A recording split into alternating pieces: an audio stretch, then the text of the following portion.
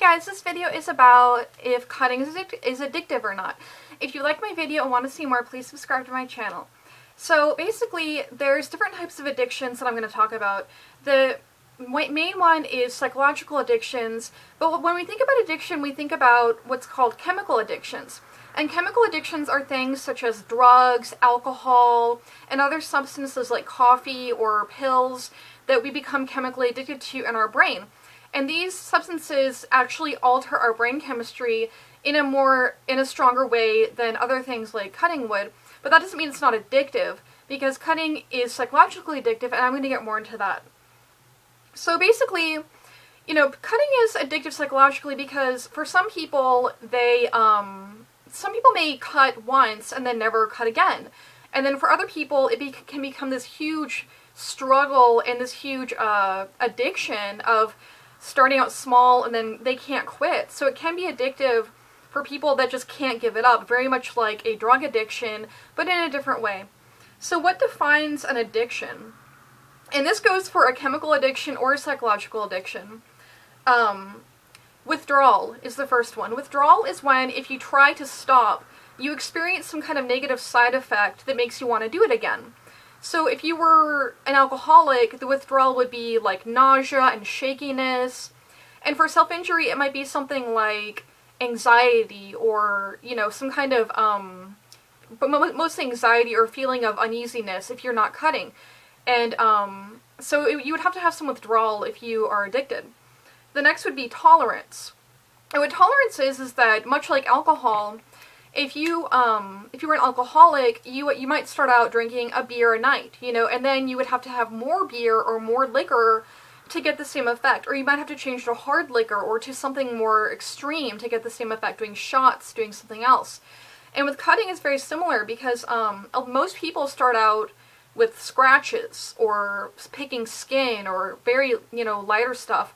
And then as they go on, they need more, and they need to do deeper cuts and worse cuts to get the same effect.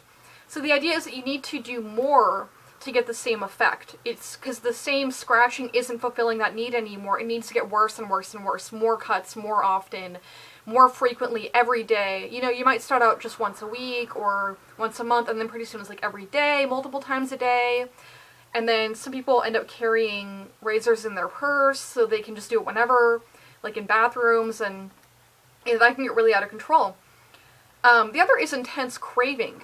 I know if you're trying to quit cutting, the craving to cut is so strong that it's like a drug. It literally is like a drug when you're trying to quit. So that intense craving to do it is another type of shows that it's an addiction. And the other one is that it fulfills some type of need. Now, for everyone, cutting fulfills a different need.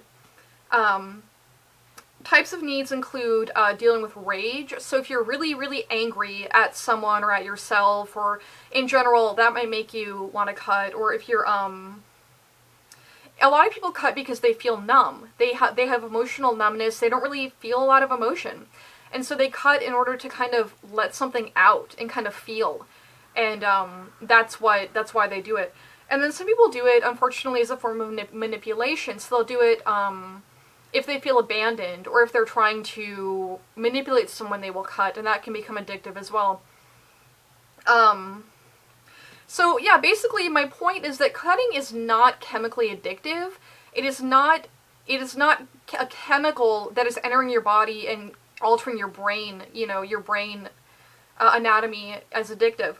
But it is definitely psychologically addictive. And other examples of psychologically addictive things are behaviors like shopping addiction.